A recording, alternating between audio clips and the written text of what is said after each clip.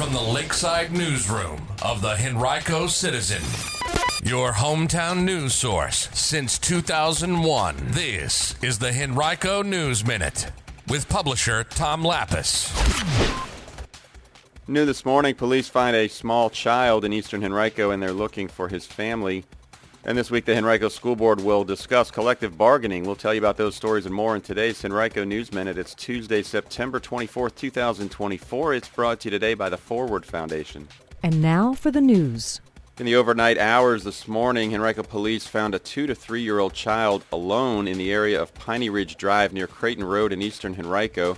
He is not speaking with officers, so police are trying to identify him to find his family. We have a photo of him on our Twitter X account at Henrico Citizen. You can take a look. If you recognize him, call police at 804-501-5000.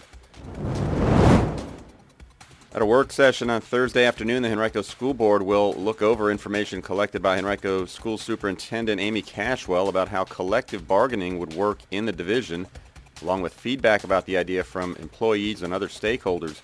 Now, back in May, the board requested that Cashwell conduct research about how collective bargaining works in other school divisions in the state and to gather input from staff members to look into how the plan could impact the division's structural relationship with the county government, including the unified pay plan that places school and government employees on the same pay step process. Since November, hundreds of staffers and supporters have submitted online or in-person comments advocating for the adoption of collective bargaining for school employees.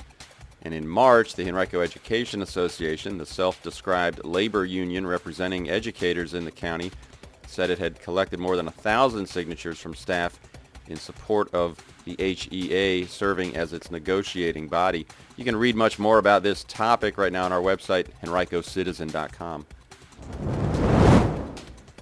Henrico Police have identified the man who died in a motorcycle crash in Northern Henrico Sunday morning as 51-year-old Gary Cox of Richmond.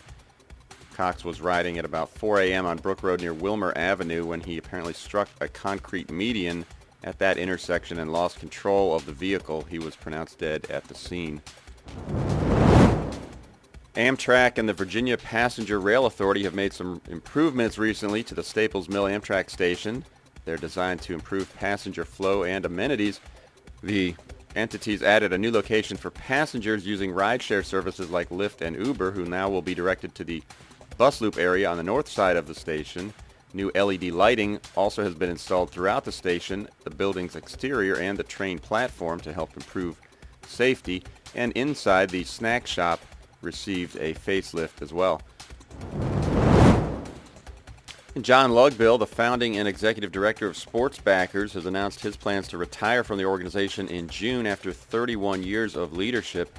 Sports Backers is dedicated to promoting active living in the region and has evolved into a key player regionally in that space with events and programs that attract hundreds of thousands of participants and spectators annually. Prior to his time at Sports Backers, Lugbill won 5 world championships as a whitewater canoe slalom racer in the men's individual C1 competition between 1979 and 1989. He also finished 4th in whitewater canoeing at the 1992 Barcelona Olympics.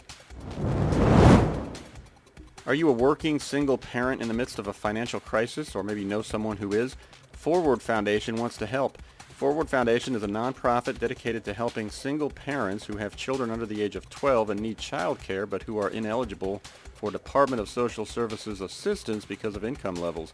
Learn more at forwardfoundationva.org or by calling 804-840-8687. Forward Foundation, empowering action to move forward.